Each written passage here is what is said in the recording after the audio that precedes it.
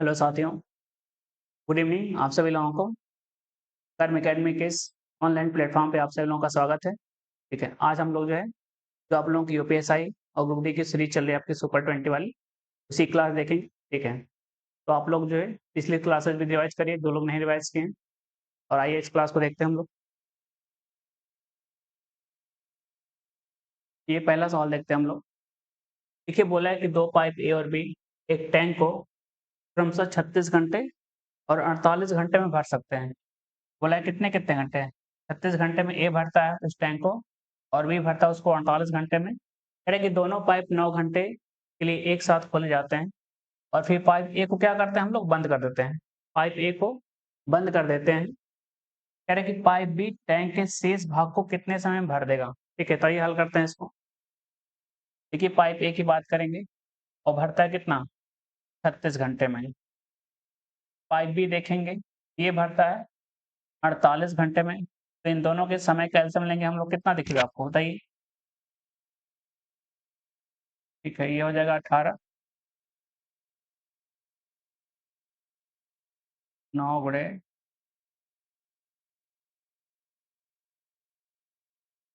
ठीक है 12 में तोड़ेंगे, 12 3 36, 12 गुणे 4 कितना हो जाएगा 48। ठीक है ना, तो दोनों में आपका क्या है 12 है। ठीक है, यानी इनका एलसीएम क्या दिखेगा, को प्राइम है तो गुणा हो जाएगा 12, यानी 12 दोनों में कॉमन और ये एलसीएम कितना 12, 12 गुणे 12 कितना हो जाएगा 144 आपका। यानी 36 और 48 का एलसीएम क्या देंगे आपको बताइए 144। ठीक है, यानी हम कह सकते हैं कि ए जो है 36 घंटे में कितना भरता है 144 काम करता है, और बी जो है 48 घंटे में कितना, ये भी 144 इनकी क्षमता निकालते हैं। कुल काम में समय से भाग करेंगे तो 36 गुना 72, 72 का दोगुना 4 बार में कटेगा। ठीक है, इसकी क्षमता है प्रति घंटे की 4 भरने की, और इसकी क्षमता है 48 से भाग करेंगे तो कितनी बार में कटेगा आपका 3 बार में। इसकी क्षमता है 3 भरने की। कह रहे हैं कि दोनों पाइप जो है 9 घंटे तक एक साथ खोले जाते हैं। ठीक है, यानी ए भी खुला है आपका, बी भी खुला है। ठीक है, तो 9 घंटे का काम निकालेंगे। दोनों मिलेंगे तो 1 घंटे में कितना करेगा, ए करेगा 4, बी करेगा 3, यानी 7 करेगा। तो 9 घंटे में कितना हो जाएगा 7 नमा 63 काम हो गया। ठीक है ना। अब कह रहे हैं कि शेष काम, तो शेष काम कितना दिखा घटा लेंगे। शेष कितना हो जाएगा आपका देखेंगे, 1 14 में से जगह 8 यानी 81 काम बच गया। अब इसी को बी करेगा। ठीक है ना, निकाल लेते हैं बी का शेष समय, शेष भाग को पूरा करने में। बी का टाइम है 81 काम करना और बी की क्षमता कितनी 3 है। भाग करेंगे तो कितना देगा आपको 27 घंटे। बी जो है बचा हुआ काम कितना 81 काम कितने दिन कितने घंटे में करेगा 27 घंटे में आपका पूरा कर लेगा। ठीक है, काफी आसान सवाल था आप लोगों का।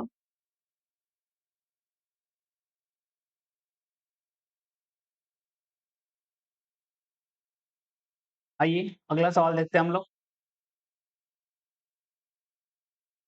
बोले कि मिश्रण ए और मिश्रण बी में पानी और सिरका है। ठीक है ना, पानी है और सिरका है, जिसका अनुपात बोला कि 3 और 4 है और 5 और 9। कह रहे हैं कि ए में उस पानी और सिरके का अनुपात क्या है 3 से 4, और बी में पानी और सिरके का अनुपात क्या है 5 से 9 है।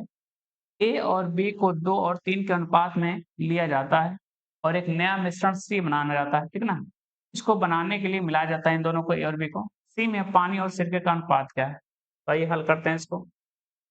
देखिए, मिश्रण की बात कर रहे हैं हम लोग, तो उस मिश्रण में क्या क्या है बताइए। एक तो बोला है कि पानी है और क्या आपका सिरका है। ठीक है, तो बोला गया अगर मिश्रण ए की अगर हम बात करें तो ए में देखिएगा पानी, पहले पानी और फिर सिरका बोला गया 3 से 4 के अनुपात में कितना है, पानी अगर 3 है तो सिरका कितना 4 है। मिश्रण बी की अगर हम बात करें तो इसमें भी बोला गया पानी सिरके का अनुपात कितना आपका 5 से 9 है। कितना आपका है ये 5 है, तो सिरका कितना है 9 है। इनको जो मिलाने का रेशियो है, ठीक है ना, कह रहा है कि ए को अगर आप 2 लेंगे तो बी को कितना लेंगे 3 यूनिट लेंगे। ठीक है ना, यानी अगर ए को 2 लीटर लेंगे तो बी को कितना लेना होगा 3 लीटर। अगर ए को 4 लीटर लेंगे तो बी को कितना लेना होगा 6 लीटर। यानी जो रेशियो है मिक्स का, ठीक है ना, मिक्स करने का ए और बी को, ये 2 से 3 का है। तो सबसे पहले इनका रेशियो बराबर करेंगे। ठीक है ना, देखेंगे कितना हो रहा है 7 और 9 5 14, यहाँ इसको कितना मिला रहे हैं 7 यूनिट और यहाँ मिला रहे हैं कितना 14। बताइए इसको 14 बनाने के लिए कितना 2 से गुणा कर दें। अब देखेंगे ये भी 14 यूनिट हो गया और भी कितना हो गया 14 यूनिट, यानी दोनों की यूनिट क्या है बराबर है। दोनों का रेशियो क्या अभी तक बराबर है, लेकिन हमको रेशियो क्या चाहिए 2 से 3 का। यानी यहाँ किससे गुणा कर दिए 2 से, और यहाँ किससे गुणा कर दिए 3 से। अब रेशियो बराबर हो गया आपका, ठीक है ना। ये हो जाएगा 14 दूना कितना 28, 14 तिया कितना हो गया 42, ठीक है ना। इन रेशियो क्या हो गया 2 से 3 का हो गया इनका। इनको मिला रहे हैं ए प्लस बी को, ठीक है ना। ए प्लस बी को मिला के एक मिश्रण सी तैयार कर रहे हैं और सी में बताना कि पानी और सिरका का रेशियो क्या है।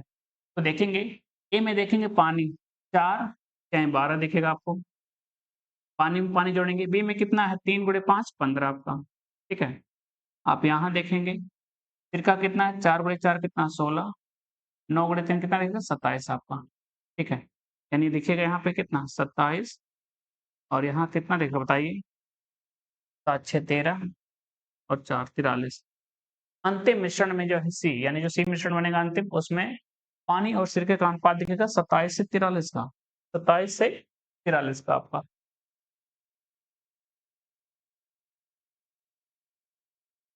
इस पे भी आप लोगों का सवाल जो है प्रीवियस क्लासेस में हुआ आप लोगों का।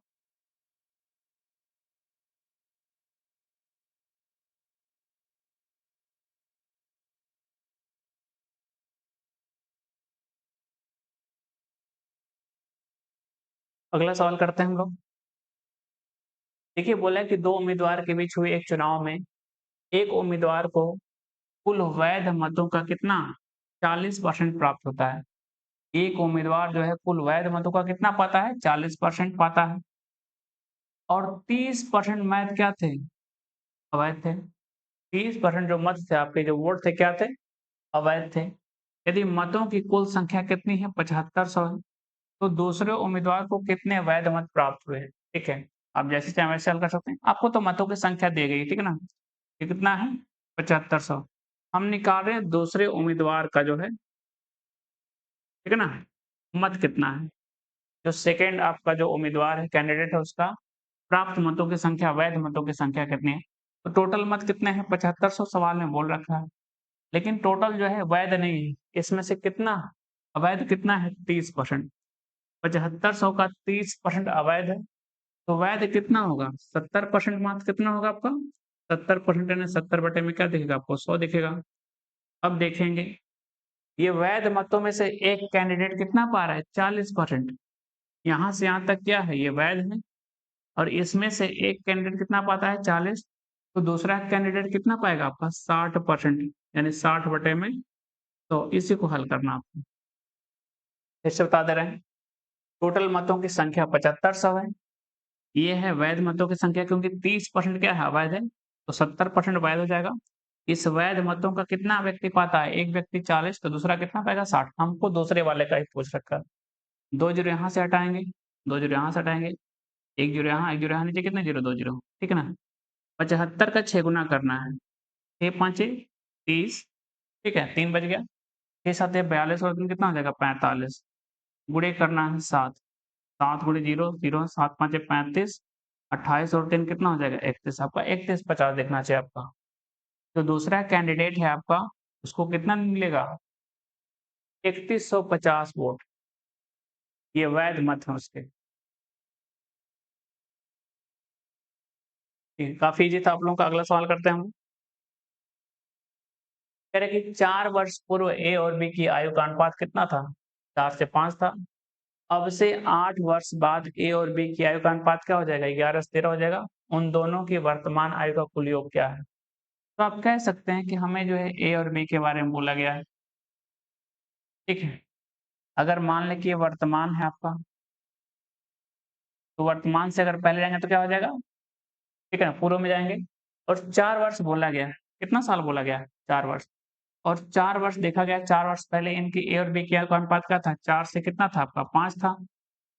4 वर्ष पहले ए और बी की आयु का अनुपात कितना था 4 से 5। और कह रहे कि वर्तमान से कितने साल बाद, अब बताइए। अब से 8 वर्ष बाद, यानी अब यानी वर्तमान से 8 साल बाद अगर हम बात करें, ठीक है। तो ये रेशियो क्या दिखा आपको बताइए 11 से 13, 11 से 13। तो गैप देखेंगे टोटल कितना होना चाहिए बताइए। पहले और वर्तमान में, ठीक है ना? वर्तमान से 8 साल बाद, ठीक है? 4 वर्ष पूर्व से वर्तमान से 8 साल बाद का जो गैप है 8-4 कितना होना चाहिए आपका?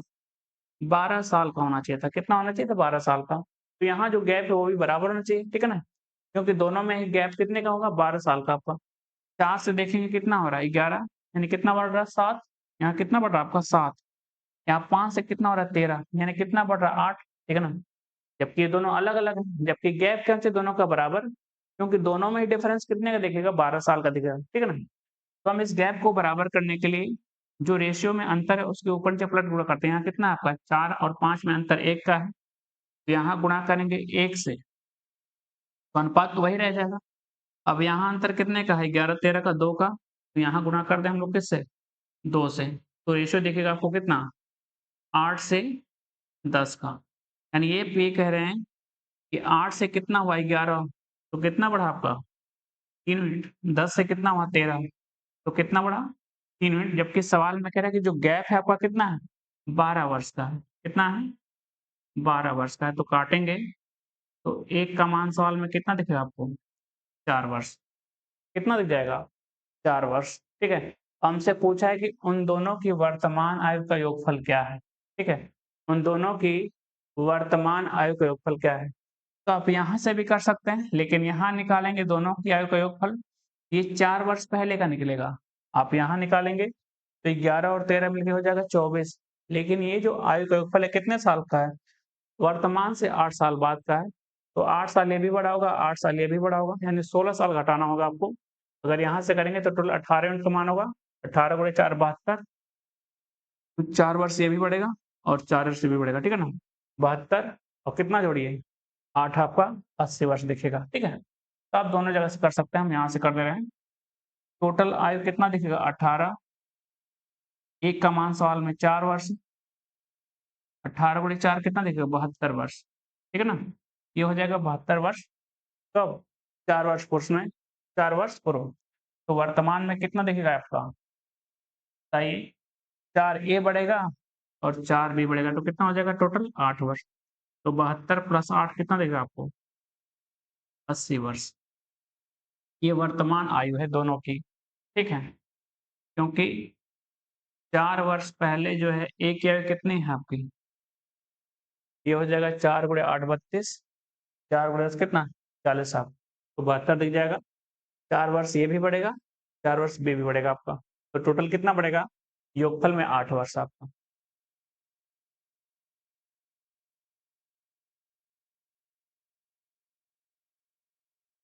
अगला सवाल करते हैं हम लोग।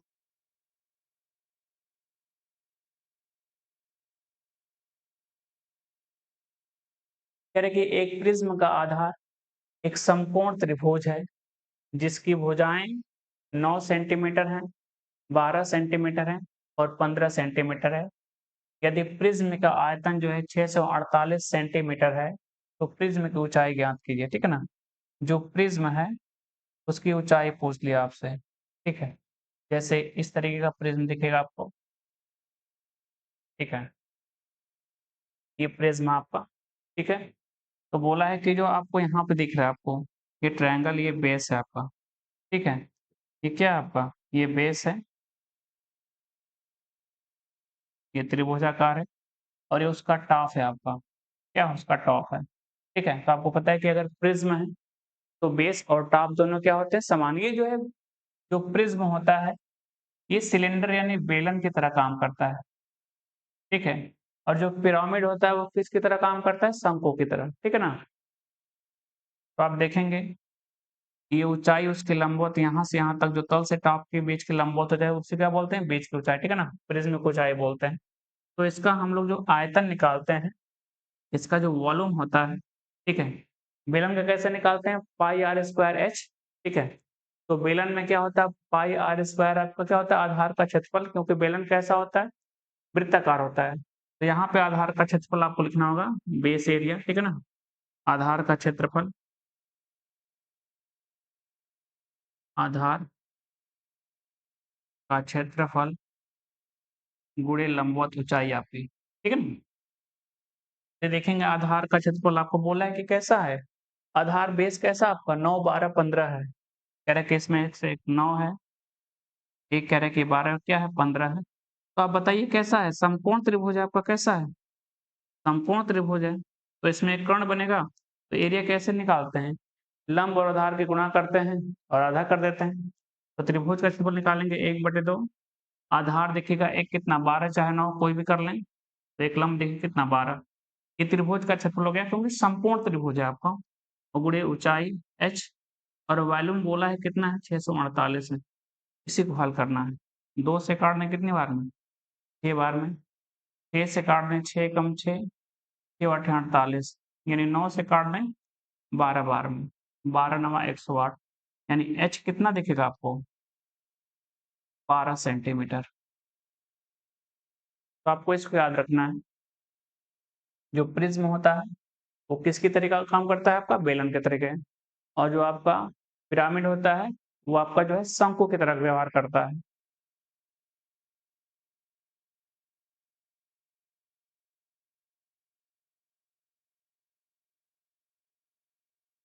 अगला सवाल करते हैं हम लोग।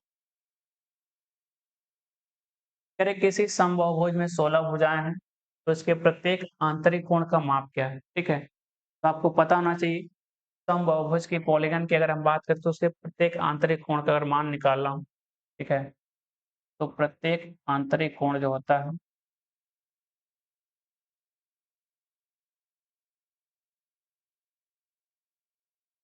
ये होता है 2n-4 इंटू 90। ठीक है। और भाग कर दें किससे?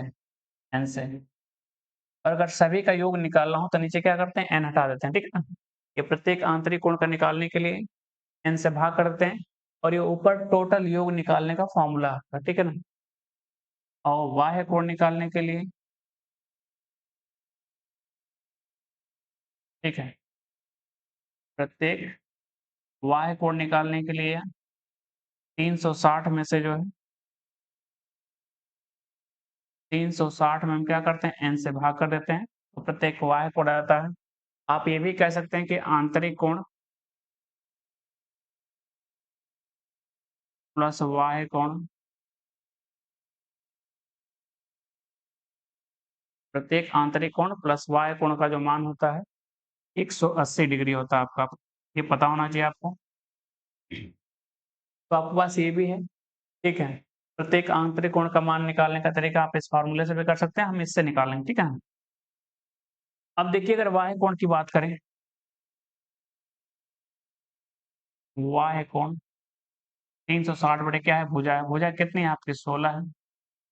8 से भाग कर दें। 8 चौको 32, 8 बटे 40। ठीक है ना। कितना दिखेगा? 45 बटे 2 डिग्री। हमें चाहिए आंतरिक, हमें आंतरिक कोण चाहिए। तो आपको पता है कि आंतरिक और बाह्य का जो कोण योगफल है कितना? 180 है। तो 180 में से घटा देंगे आंतरिक वाला 180 डिग्री माइनस 45 बटे 2 डिग्री। ये 360, 360 में से अगर हम कितना घटाएं 45 तो दिखेगा 315 बटे 2 डिग्री। ये हो जाएगा 150 यानी 157.5। ठीक है ना। यानी 1/2 आपका 157 सही 1/2 डिग्री आपका हो जाएगा। ठीक है। आप चाहें तो इस फॉर्मूले से रख के कर सकते हैं और आपको जो है पॉलीगन में इतनी बातें पता होनी चाहिए।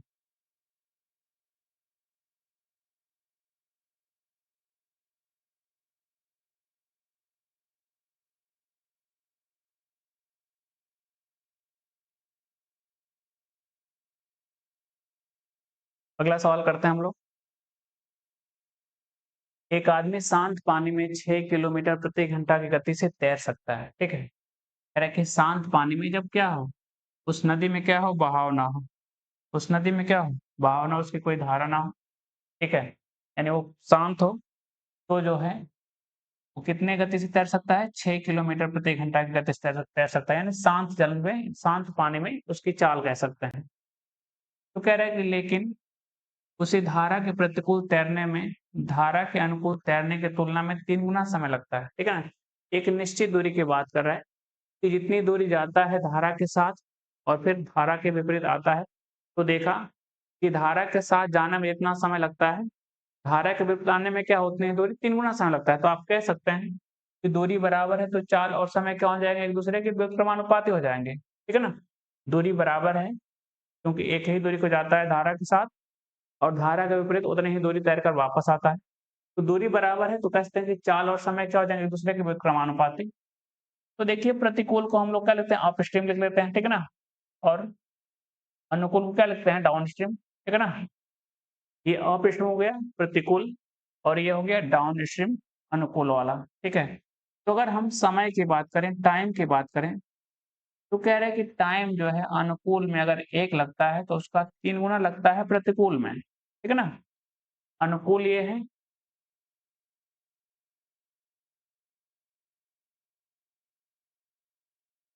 और ये है प्रतिकूल आपका अपस्ट्रीम, ठीक है। तो कह रहा है कि अनुकूल अगर 1 है तो उसका 3 गुना लगता है प्रतिकूल में। टाइम की बात करते हैं तो बताइए, दूरी बराबर है तो चाल क्या होगा आपका, इसका उल्टा हो जाएगा।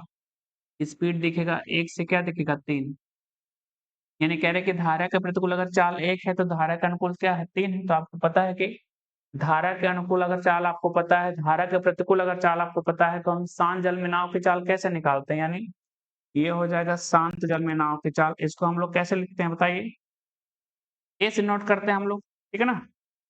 शांत जल में नाव की चाल को हम लोग किससे लिखते हैं, ए से, और धारा की चाल को किसे लिखते हैं, बी से। तो लिख लेते हैं। शांत जल में नाव की चाल को कैसे निकालते हैं, धारा के अनुकूल चाल प्लस धारा के प्रतिकूल चाल दोनों को जोड़ के क्या करते हैं, 2 से भाग करते हैं। 3 + 1 4 का आधा क्या दिखेगा, 2। ये शांत जल में नाव की चाल है। और देखेंगे धारा की चाल को कैसे निकालते हैं, दोनों का अंतर करते हैं, धारा के अनुकूल चाल धारा के प्रतिकूल चाल दोनों का अंतर करके 2 से भाग करते हैं। 3 और 1 का अंतर क्या दिखेगा, 2। 2 से भाग करेंगे तो 1 दीजिएगा। ये चालों का अनुपात हो गया, शांत जल में नाव की चाल और ये धारा की चाल। और इसी मान को बोला गया सवाल में कितना आपको बताइए, 6 किलोमीटर प्रति घंटा बोला गया, यानी कितने गुना दिखा आपको, 3 गुना दिखा, ठीक है। तो बोला है कि धारा के अनुकूल तैरने में उसकी गति क्या है। तो धारा के अनुकूल चाल क्या है, आप ये कह सकते हैं 3 का मान चाहिए, आप यहाँ से भी कह सकते हैं कि इसका मान क्या दिखेगा, 3 गुना, यानी हो जाएगा 3 किलोमीटर प्रति घंटा। तो धारा के अनुकूल चाल क्या होगी, इन दोनों का योगफल ही तो होगी, शांत जल में नाव की चाल प्लस धारा की चाल, यानी कितना दिखे आपको, 9 किलोमीटर प्रति घंटा। आप यहाँ से भी कह सकते हैं कि 3 है और 1 का मान कितना है, सवाल में 3 है, 3 3 कितना दिखेगा, 9 किलोमीटर प्रति घंटा आपकी धारा के अनुकूल चाल दिखेगी। धारा के प्रतिकूल पूछता तो कितना होता, 3 आपका। आप यहाँ से भी कह सकते हैं कि शांत जल में कितना है, 6 किलोमीटर प्रति घंटा और धारा की गति क्या है, 3। तो विपरीत जाएगा तो क्या होगा, घटेगी चाल, यानी 6 - 3 क्या दिखेगी आपको, 3 किलोमीटर प्रति घंटा।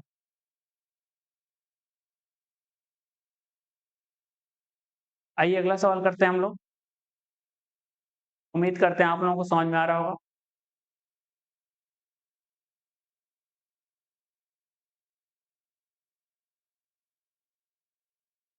कह रहा है कि एक रेलगाड़ी जो है ए की लंबाई एक प्लेटफॉर्म की लंबाई से 100 मीटर अधिक है।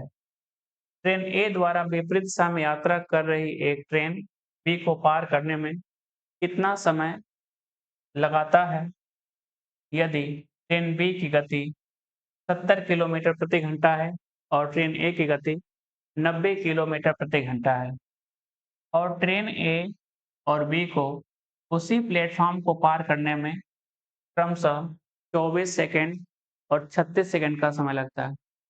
ठीक है, आइए हल करते हैं। बोला है कि ट्रेन ए है एक, जिसकी लंबाई एक प्लेटफॉर्म की लंबाई से क्या है, 100 मीटर अधिक है। तो मान लेते हैं कि प्लेटफॉर्म कितना आपका है,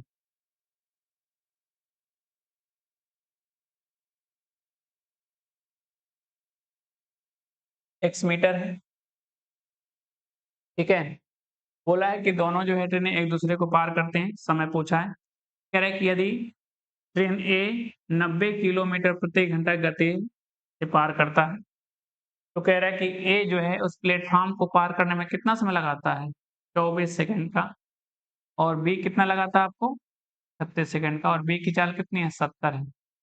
तो कह रहे हैं कि देखिए, वो जब भी कोई ट्रेन किसी प्लेटफॉर्म को पार करती है तो दूरी कितनी तय करती है, अपनी खुद की लंबाई प्लस प्लेटफॉर्म की लंबाई, ठीक है ना। तो देखिए ट्रेन ए कितना दिख रहा है आपका, ये देखिएगा एक्स प्लेटफॉर्म है और इससे कितना बड़ा है 100 मीटर और आपका टोटल कितना हो जाएगा ट्रेन की लंबाई ए की। तो देखिए अगर दूरी क्या हो बराबर दूरी कितनी चलेगा जब ए पार करेगा प्लेटफॉर्म को तो ये x प्लस 100 यानी कितना दिखेगा टोटल दूरी 2x प्लस 100 दिखेगा और दूरी निकालते हैं चाल गुणे समय से। ट्रेन ए की गति कितनी है 90 किलोमीटर प्रति घंटा। ये दूरी किसमें है मीटर में आपका है तो चाल किसमें कर ले मीटर में और समय कितना लगा इसको पार करने में मात्र 24 सेकंड का। इस प्लेटफॉर्म को जो है ट्रेन ए को पार करने में समय कितना लगा मात्र 24 सेकंड का।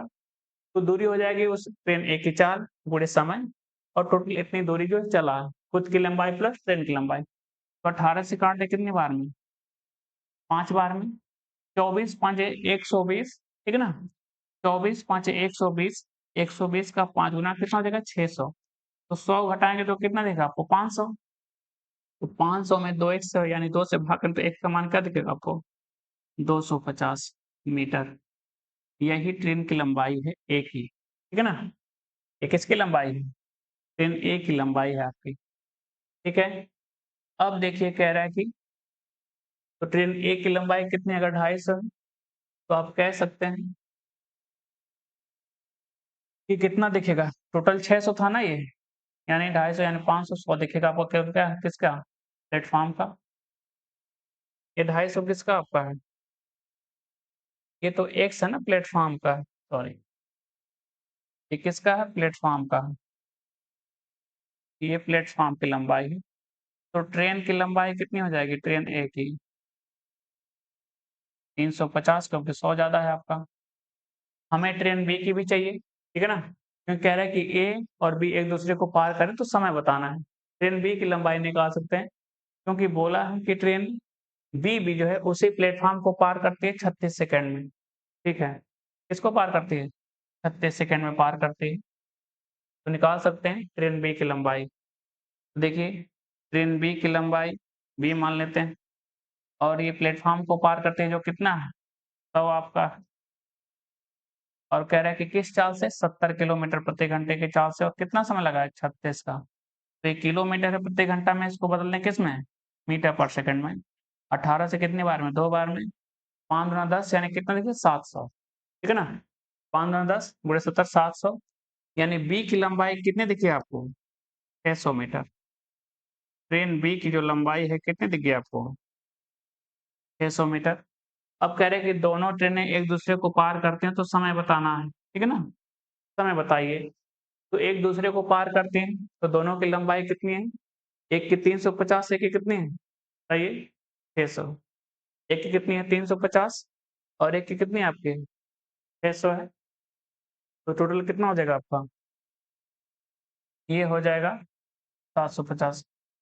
ये हमने केवल 100 लिख दिया क्या यहाँ पे ठीक है ये 100 नहीं होगा आपका। ठीक है ट्रेन जब बी पार करेगी प्लेटफॉर्म को तो प्लेटफॉर्म कितना निकाला आपने 250 निकाला था ना 250 तो यहाँ कितना दिखना चाहिए तो 250 दिखना चाहिए था आपको ठीक है। तो कितना था 700 250 घटेगा तो कितना दिखेगा आपको ये हो जाएगा 450 आपका। ये बी जो है कितना आना चाहिए 450 इसकी लंबाई कितनी दिखनी चाहिए 450 क्योंकि इधर कितना है 700 250 घटाएंगे तो कितना हो जाएगा आपका 700 मीटर आपका ठीक है। ट्रेन ए की लंबाई 350 और बी कितनी है 450।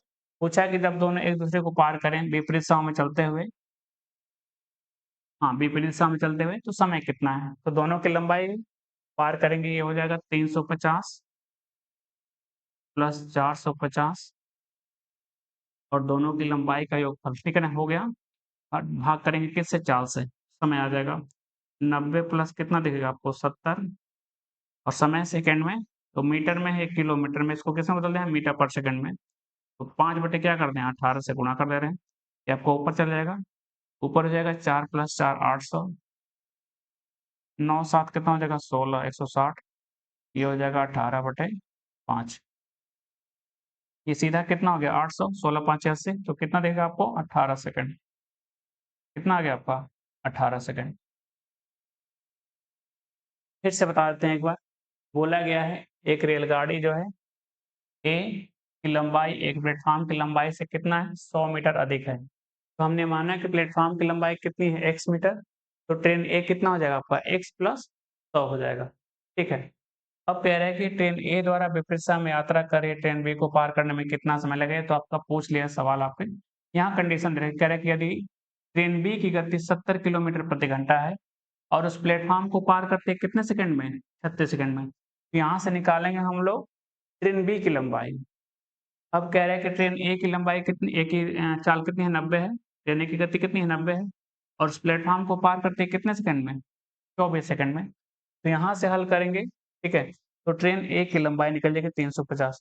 अब दोनों एक दूसरे को चल रही हैं पार करते हुए विपरीत दिशा में, तो दोनों का योगफल करेंगे लंबाइयों का, दोनों की चालों का योगफल और भाग करके निकालेंगे समय आपका।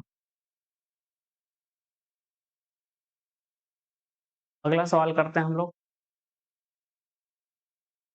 कह रहे कि तीन संख्याओं को P, Q और R में 15 अनुपात 17 अनुपात 20 के अनुपात में है। P अनुपात Q अनुपात R में 15 अनुपात 17 अनुपात 20 के अनुपात में विभाजित किया गया है। यदि संख्याओं का योगफल, टोटल संख्याओं का योगफल कितना है 36 40 है, तो निकाल लेते हैं। यहाँ कितना दिखेगा आपको 32 और 20 कितना दिखेगा 52 आपको, ठीक है ना। जबकि सवाल में कह रहा है कितना है 36 40 है, ठीक है। कह रहा है कि 15 15 30 तो कितना हो जाएगा 32 32 20 52, उसी का मान सवाल में कितना बोला 36 40। तो कह रहे हैं Q और P के बीच के अंतर तथा R और Q के बीच अंतर का अनुपात क्या है। आपको देखिए केवल अनुपात से मतलब है, तो इस डाटा से कोई मतलब नहीं है, ठीक है ना। आपको केवल अनुपात निकालना ना, तो इस डाटा से कोई मतलब नहीं आपका, ठीक है। देखिए कह रहा है कि P और Q और P, Q और P का जो डिफरेंस है उसी का अंतर बताना है, किससे R और Q का डिफरेंस है, R और Q। तो Q और P कितना है बताइए, Q और P कितना है 2 है और R और Q कितना है आपका, ये दिखेगा आपको कितना 3। तो डिफरेंस का रेशियो क्या दिखेगा 2 से 3 का केवल, ठीक है। आपको 36 40 से कोई मतलब नहीं सवाल में।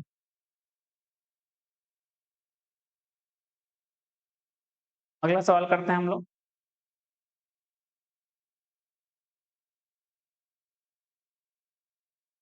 कह रहे कि दो संख्याओं का, ठीक है ना, मौसा ज्ञात करते समय भाग विधि से अंतिम भाजक कितना है 28 है तथा भागफल जो है क्रमशः, जो भाग विधि से निकालते हैं मौसा, तो जो भागफल क्रमशः प्राप्त होते हैं, पहला कितना कह रहा है कि 1 है, दूसरा कितना है 30 है और आगे कह रहा है कितना है 1 है, फिर कितना है 3 है। तो कह रहे हैं कि दोनों संख्याओं का योगफल है क्या, तो देखिए लिखेंगे पहले इधर भाजक, ठीक है ना।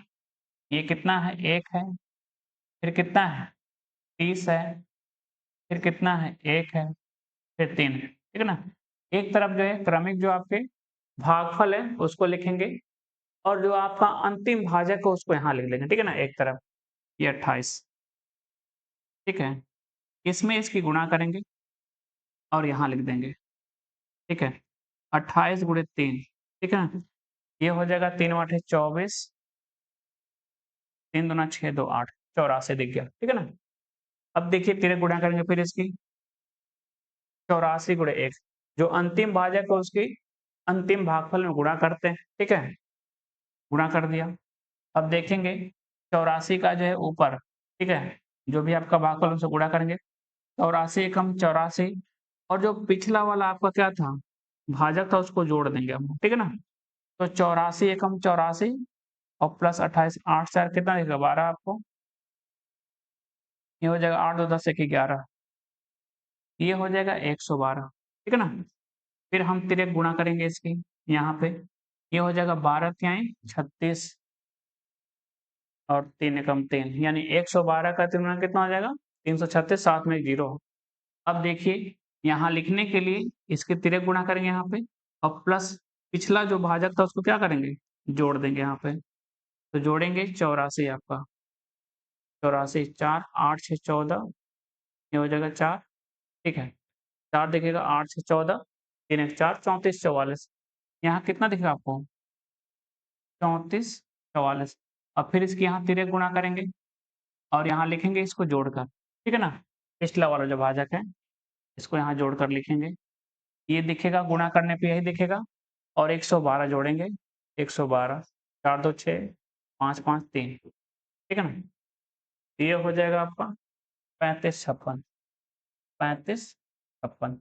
यही 2 संख्या है, ये पहली संख्या है और ये दूसरी संख्या है आपकी। इन्हीं को जोड़ने की बात कर रहा है, ठीक है? तो जोड़ेंगे आपका, कहीं गलती कर दी क्या हमने? 4 दिखेगा,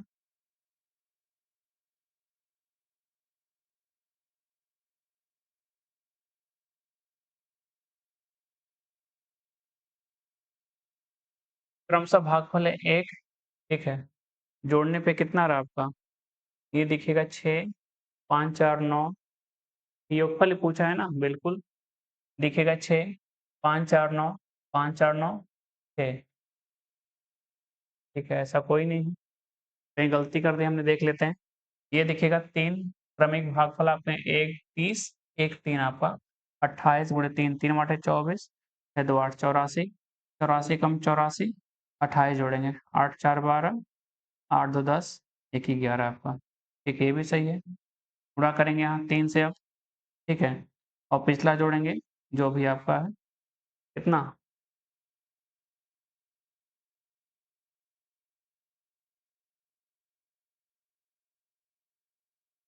इसमें गुणा करेंगे आपका,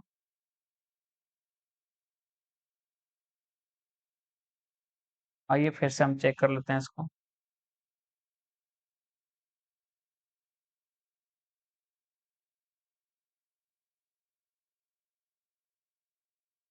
देखिए बोला गया है कि क्रमिक जो भागफल है 1 है, 30 है, 1 है, 3 है और अंतिम भाजक क्या है? 28 है। तो अंतिम भाजक की अंतिम जो है भागफल में गुणा करते हैं। 28 गुणे 3 दिखा आपने, कितना होता है? 3 आठे 24, 3 दूनी 6 2 8, 84, ठीक है? यहाँ लिखेंगे इसको, इसकी गुणा करते हैं, फिर यहाँ तिर्यक गुणा करेंगे 1 में, 84 कम 84 और पिछला जो है जोड़ देंगे, ये नीचे वाला जो है, 8 4 देखिए कितना? 12, 8 2 10 1 11, 112, ये भी सही था आपका।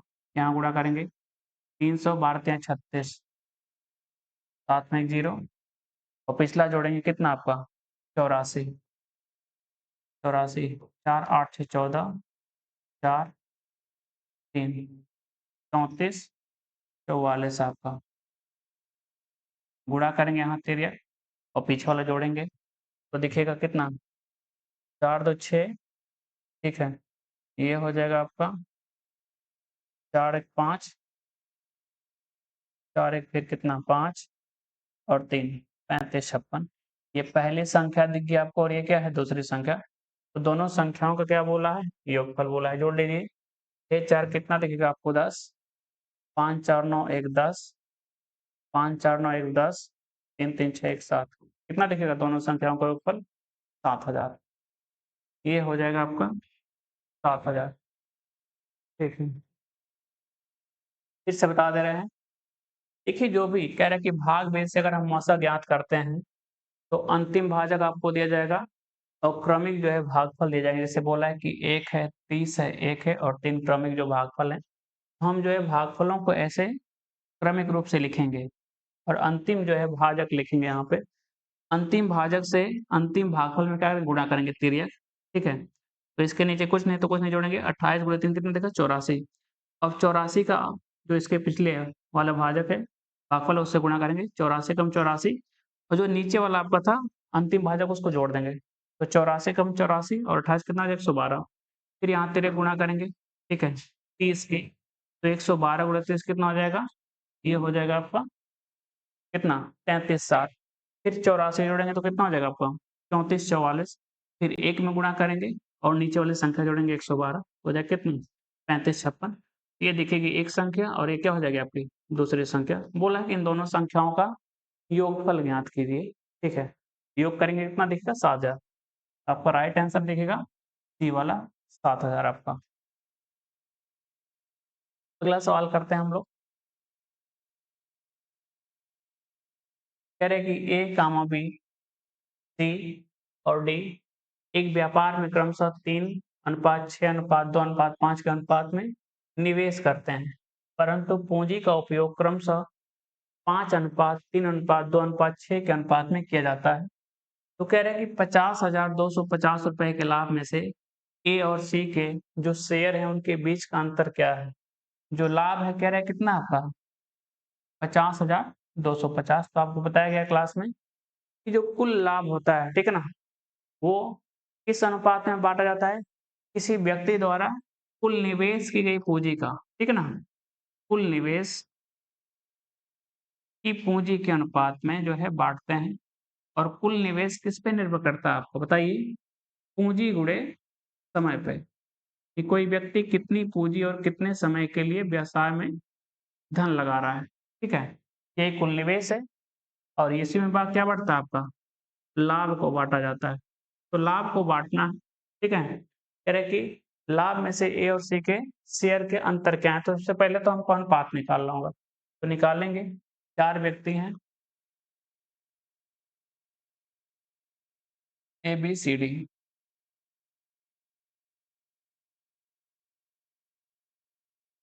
तो देखेंगे लाभ का बँटवारा होता है पूँजी गुणे समय के अनुपात में। तो कह रहे हैं कि ए ने जो है कितनी पूँजी बताइए? बोला है कि 3 लगाता है। ए अगर पूँजी 3 लगाता है, तो बी कितना लगाता है? बोला कि 6 लगाता है। तो सी कितना लगाता है? बोला है कि 2 लगाता है और डी कितना लगाता है? बोला है कि 5। अब कह रहे हैं कि परंतु पूँजी का उपयोग क्रमशः किस अनुपात में किया जा रहा है? 5, 3, 2, 6 यानी ए की जो पूँजी है कितने समय के लिए है? ये कह रहा है कि इसका प्रयोग मात्र 5 यूनिट के समय यानी अगर ये 5 महीना है, तो इसका कितना हो जाएगा? मात्र 3 महीने तक का उपयोग किया जाएगा और सी का मात्र जो है 2 महीने तक और डी का मात्र 6 महीने तक। इस समय के बारे में बोल रहा है कि इनका पूँजी का जो उपयोग यानी जो कितने समय तक किया जा रहा है? 5, 3, 2, 6 के अनुपात में। ये दिखेगा कितना आपको 15, ये दिखेगा 18, ये दिखेगा 4, ये दिखेगा 30 इससे कटेगा नहीं आपका, ठीक है ना? तो आपका जो अनुपात दिखेगा लाभ का 15, 18, 4 से 30 का एबीसीडी का। कह रहा है कि ए और सी के जो बीच शेयर है उसका अंतर क्या है? ए और सी। तो अंतर कितना दिखेगा? ए का किराया अगर 15 है, तो सी का कितना है 4 तो अंतर कितना दिखेगा 11। 11 का मान चाहिए, तो आप टोटल कर सकते हैं। दिखेगा 18 और 15 ठीक है? ये कितना हो जाएगा? 36 एक 37 टोटल जोड़ेंगे, 37 और 23 कितना हो जाएगा आपका? 77 67 ठीक है? कितना हो जाएगा? 67 आपका 30 ठीक है? देखिए 15, 15, 30 और 3 बचा 33, 4 37 और 23 कितना होगा? 67 और कह रहा है कि टोटल जो लाभ है कितना है? 50,250 रुपए के बराबर है। तो हल करेंगे, तो भाग कर लेते हैं। 67 से कितनी बार मिल जाए? 7 बार में 7 छक 42 ठीक है? 7 बार में अगर जाएगा तो 7 सत्ते कितना हो जाएगा? 49 4 बच गया, ठीक है ना?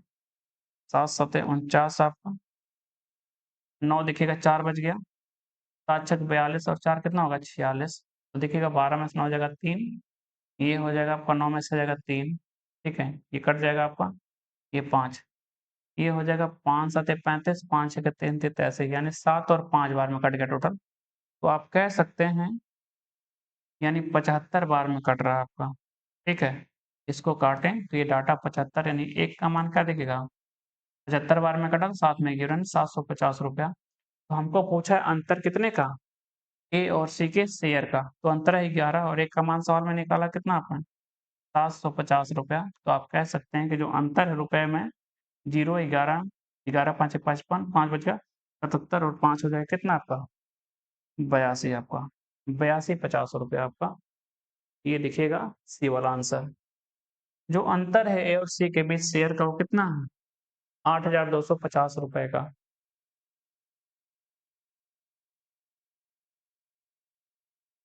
ठीक है, अगला सवाल करते हैं हम लोग। कह रहे कि एक छावनी में 250 सैनिकों के लिए 33 दिनों के लिए पर्याप्त खाद्य सामग्री है। यदि प्रत्येक सैनिक को 128 ग्राम की दर से भोजन दिया जाए, ठीक है? यदि 250 सैनिकों को 128 ग्राम की दर से 1 दिन में भोजन दिया जाए, तो खाना कितने दिन चलता है? 33 दिनों तक। अब कह रहे कि यदि छावनी में 80 सैनिक और आ गए, यानी पहले कितने थे? 250 और कितना बढ़ गया? 80 यानी बढ़ के हो जाएँगे 8, 5, 13 यानी 323 और प्रत्येक सैनिक जो है 80 ग्राम की दर से भोजन दिया जाता है। तो खाद्य सामग्री कितने दिन के लिए पर्याप्त होगी आपकी? तो हम हल कर लेते हैं। कह रहे कि पहले कितना था? 250 सैनिक थे और इनको जो है 33 दिनों तक खाना चलता था। जब हम इनको कितना देते? 128 ग्राम। तो खाना चलता था 33 दिनों तक। अब इसी को हल करना है। खाना इतना ही है टोटल। अब देखेंगे 80 सैनिक और आएँगे तो 250 प्लस 80 हो जाएँगे कितने? 330 सैनिक।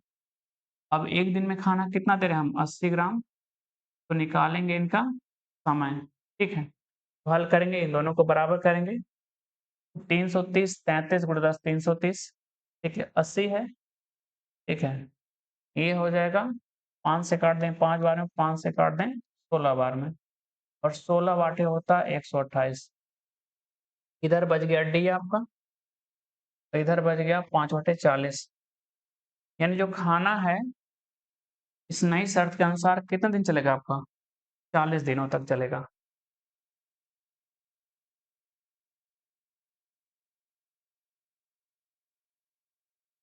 अगला सवाल करेंगे हम लोग।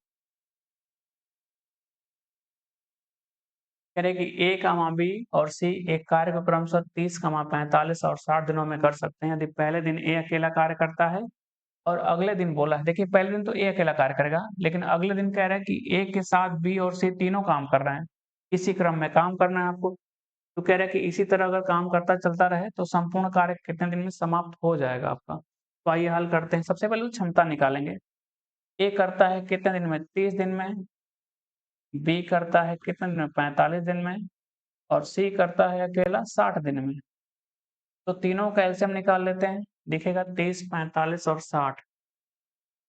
180 कर दें तो कट जाएगा आपका बिल्कुल। एलसीएम कितना देगा? 180 आपका, ठीक है? देखेंगे 30 है, 45 है, 60 है।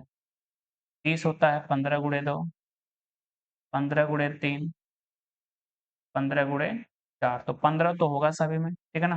यानी 15 आ गया। इस 4 में क्या दिखेगा? 2 दिखेगा और 3 आपका नहीं तो 3 की गुणा कर देंगे। 12 15 कितना होता है? 180 आपका। तो यानी एलसीएम कितना दिखेगा आपको? 180। क्षमता निकालते हैं। 3 से काटेंगे 6 बार में, 45 से काट देंगे 4 बार में कटेगा, यानी बी की क्षमता 4 भरने की है 1 दिन में और सी हो जाएगा 3। सी की क्षमता कितनी है? 1 दिन में 3 करने की है।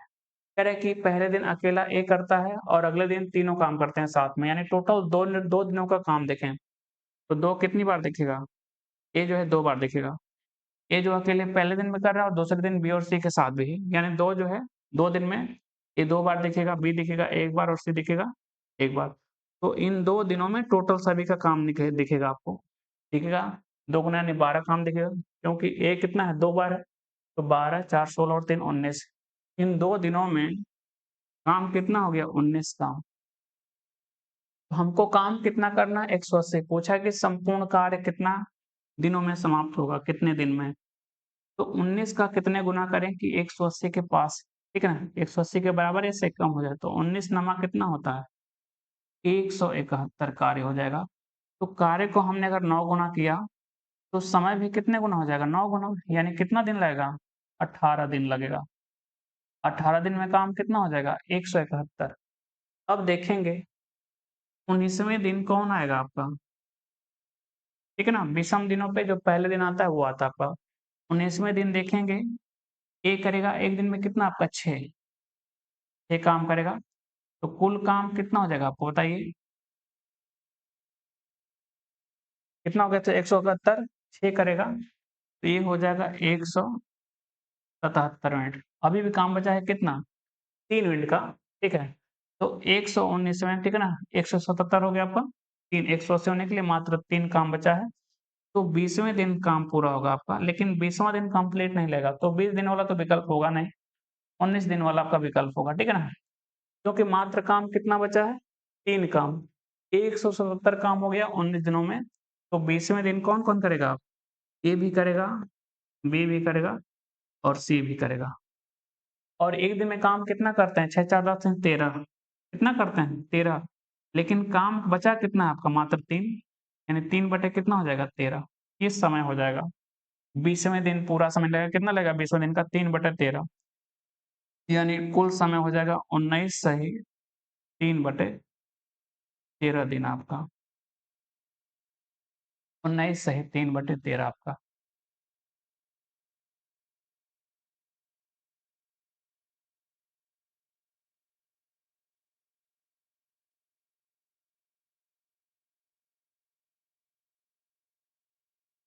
आइए अगला सवाल करते हैं हम लोग।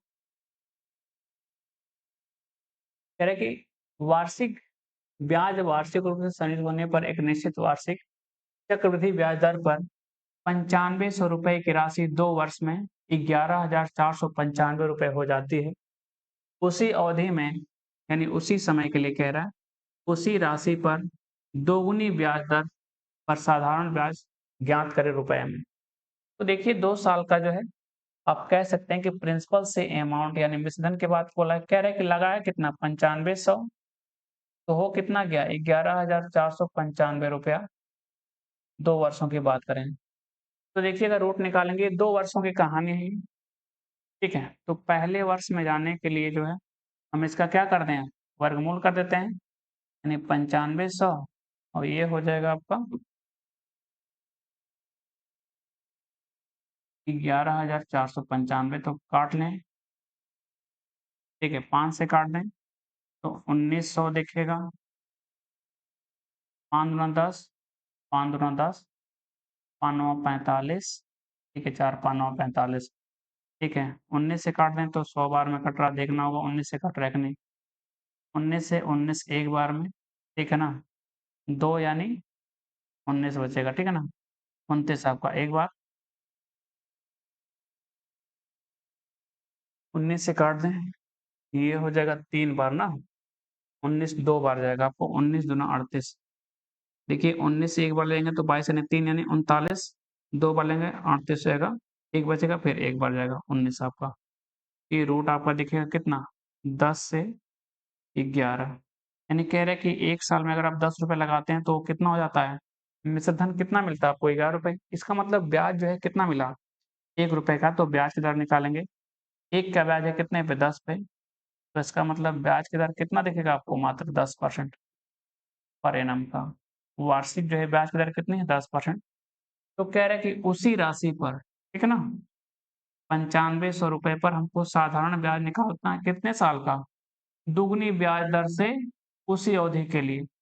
तो 2 वर्ष का निकालना है, लेकिन ब्याज की दर कितना है दोगुना, यानी कितना हो जाएगा 20% के हिसाब से। ये हो जाएगा 40%, 2 जीरो हटाएँगे, ये हो जाएगा कितना आपका 4, 4 पाँचे 20, 4 नौ 36 जो कितना हो जाएगा 38, साथ में एक जीरो बा आपका यहाँ वाला, ठीक है? यानी कितना दिखेगा आपको 3800 रुपए। बोला करते कि उसी राशि पर यानी 9500 रुपए पर, लेकिन दुगनी ब्याज दर से। तो पहले ब्याज की दर थी कितनी आपने निकाला था 10%, तो इसका दोगुना हो जाएगा कितना आपका 20%। अब देखेंगे उसी अवधि यानी 2 वर्ष के लिए, तो 1 साल का ब्याज अगर देखिए 20% 2 साल कितना हो जाएगा 40%, निकालेंगे 95 गुणे 40 3800 रुपए आपका दिखेगा। अगला सवाल करते हैं हम लोग।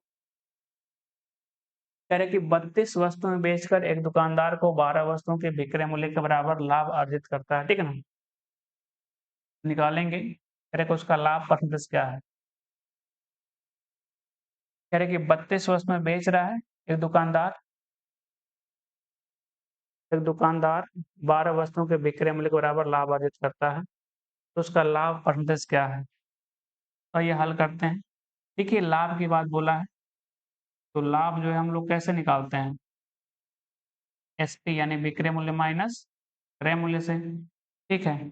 एक वस्तु का विक्रय मूल्य मान लेते हैं कि 1 एसपी है, ठीक है ना? विक्रय मूल्य यानी 1 एसपी और सीपी यानी लागत मूल्य। तो व्यापार हो रहा है कितनी वस्तुओं का 32 वस्तुओं का, यानी 32 खरीदा होगा 32 बेचा होगा। वो बेचा है 32 और एक का विक्रय है 1 एसपी, तो कितना हो 32 एसपी। खरीदा कितने में 1 सीपी यानी 32 सीपी आपको हो जाएगा। और लाभ हुआ है 12 वस्तुओं के विक्रय मूल्य के बराबर, तो लाभ हुआ है 12 वस्तुओं के विक्रय मूल्य यानी एसपी के बराबर। लिखेंगे एसपी और एसपी दिखेगा आपको। 32 इधर आएगा तो क्या हो जाएगा प्लस दिखेगा आपको 32 सीपी, ये उधर जाएगा तो कितना हो जाएगा 20 एसपी दिखेगा। तो सीपी से अगर हम एसपी का रेशियो देखें तो 20 से कितना दिखेगा 32, ठीक है। ये हो जाएगा 4 पाँचे 20, 4/32। 5 का समान कह रहे हैं कि लागत मूल्य अगर 5 है तो विक्रय मूल्य कितना है 3। तो प्रॉफिट परसेंटेज निकालिए। 3 का लाभ है, 5 का सामान 8 में बेचा, 3 का लाभ कितने पे 5 पे। इसका मतलब सीधा प्रॉफिट कितना दिखा आपको 60% का। ये हो जाएगा प्रॉफिट आपका 60%। अगला सवाल करते हैं हम लोग। काफी आसान सवाल था आपका। कह रहे कि यदि पेट्रोल की कीमत जो है 35% बढ़ा दी जाए। पेट्रोल की कीमत कितनी बढ़ा दी जाए 35%। तो उपभोक्ता द्वारा खपत में कितने परसेंट की कमी की जानी चाहिए यदि पेट्रोल का व्यय अपरिवर्तित रहता है। ठीक है ना। यानी जो खर्च है, व्यय है, वो किस पे निर्भर करता है आपको बताइए। प्राइस गुणे यानी कीमत गुणे खपत पे, प्राइस गुणे कंजम्पशन पे। और ये खर्च क्या है अपरिवर्तित है, इसका मतलब प्राइस और कंजम्पशन क्या हो जाएंगे एक दूसरे के व्युत्क्रमानुपाती हो जाएंगे। ठीक है। यानी कह रहे कीमत कितनी बढ़ी है 35%। और 35% का मतलब कितना होता है आपका 35/100 यानी 7/20 बड़ी है। तो अगर कीमत की बात करें, प्राइस का रेशियो देखें तो पहले कितना था 20, तो बढ़ के कितना हो गया 7 बढ़ा तो 27 हो गया। इसका मतलब कंजम्पशन इसका उल्टा हो जाएगा ना, व्युत्क्रमानुपाती बोला है। यानी पहले खपत 27 की थी तो उसमें कमी होगी कितने की 7, तो हो जाएगा 20। तो कमी कितने की हुई 7, कितने से 27 से। इसी को बताना है परसेंटेज में। तो 700 में किससे भाग करें 27 से। देख लेते हैं कितना जा रहा है आपका। 700 में भाग करेंगे 27 से, 27 तिया 81 यानी 2 बार जाएगा आपका। ठीक है, तो ये वाला विकल्प तो नहीं होगा, ये भी नहीं होगा। अब देखना 25 है कि 28 है। 25 होता तो कितनी बार में कटता 4, 7 चौक 28 दिखता। ठीक है ना। ये 25 होता तो 4 यानी 28 दिखता। ठीक है ना। 25 से ज्यादा इसका मतलब क्या होगा 25 से कम। ठीक है ना। 25 से ज्यादा इसका मतलब क्या होगा 4 से कम, तो 28 से कम आना चाहिए आपका। ये वाला विकल्प दिख जाएगा सीधा 25 दशमलव कितना 92%। आप हल करके भी चेक कर सकते हैं। 27 गुना कितना होगा 54, कितना बच गया 16, 160। अब देखना है कि क्या 5 बार जाएगा। ठीक है, 6 बार जाएंगे तो कितना हो जाएगा 162 जाएगा। 6 बार में 162, तो कितना जाएगा 5 बार में 27 पंजे कितना होता है 135 आपका। ये देखिए कितना 25। ठीक है, यानी 25 दशमलव में जाएगा जो आपका बी वाला विकल्प है 25.92%। ठीक है। अगर खर्च क्या हो समान रखना हो तो प्राइस और जो कंजम्पशन होता है एक-दूसरे क्या होते हैं व्युत्क्रमानुपाती हो जाते हैं आपके। अगला सवाल करते हैं जो आज की क्लास का आखिरी सवाल भी है। बोला है कि 2 वर्ष पहले एक शहर की जनसंख्या जो है 15,62,500 थी। 2 वर्ष पहले की कहानी है, कह रहा है कि जनसंख्या कितनी है 15,62,500। ठीक है। पहले वर्ष में जनसंख्या में 4% की वृद्धि हुई और दूसरे वर्ष में 4% की कमी हुई। वर्तमान में जनसंख्या ज्ञात की गई। कह रहे कि वर्तमान में जनसंख्या निकाली। तो टोटल नेट इफेक्ट निकालते हैं पहले कि टोटल जो है बढ़ेगा घटेगा। कह रहे कि पहले वृद्धि हुई 4 की, फिर कमी हुई कितने की 4 की, प्लस और माइनस गुणा कर माइनस 4 गुणे 4 बटे क्या दिखेगा 100। ये तो कटेगा, माइनस दिखेगा कितना 0.16% की कमी हो रही है। टोटल जनसंख्या में जो है क्या हो रही है कमी हो रही है 0.16% की। ठीक है। तो देखेंगे जनसंख्या है कितनी 15,62,500 आपका। ठीक है ना। इतनी जनसंख्या और कम हो रही है तो इससे ज्यादा तो नहीं हो सकता। ठीक है। 15,62,000 से ज्यादा नहीं हो क्योंकि कमी हो रही है कितने की लगभग 0.16%। ये तो ज्यादा हो गया ना आपका 15,63,000 हो गया। उतना भी नहीं रहेगा क्योंकि कम हो रहा है आपका। ठीक है ना। ये भी कमी है, ये भी कमी है, तो देख लेते हैं। ठीक है। कमी है कितने की 0.16% की। तो आप देखिए 15,62,000 जो है 62,500 आपका था 500। तो इसका 1% निकालने के लिए जो है 1/100 यानी 2 जीरो हटेगा यहाँ से, तो इतना 1% है। और हमको चाहिए कितना 0.16 यानी 16 से गुणा करेंगे और 2 स्थान पे लगा देंगे। 16 पाँचे कितना हो जाएगा 80, 16 दूना 32, 8 कितना हो जाएगा 40, 4 16 चौके 64 और 4 कितना हो जाएगा 68, 6 बच गया। 16 पाँचे 80 और 6 कितना हो जाएगा 86 आपका 8 बच गया। 16 कम 16 और 8 कितना होगा 24 और 0.2 स्थान पे यानी ये दिखेगा आपको। ठीक है। कितना 2468 कितने की कमी होगी? 2468 की, ठीक है? दिखेगा 2, 32, ठीक है? ये कम हो जाएगा तो 0 दिखेगा आपको, ये दिखेगा 0, ये दिखेगा 6, ठीक है? ये विकल्प जो है किसके आस-पास जा रहा है? सी वाले के आस-पास। कौन-सा दिखेगा? सी वाला विकल्प। 15,60,032 आना चाहिए, जो कि सी वाले से मैच कर रहा है आपका, उसके करीब जा रहा है आपका। ठीक है? ये आज का क्लास का आखिरी सवाल था। बहुत-बहुत धन्यवाद आप सभी लोगों का।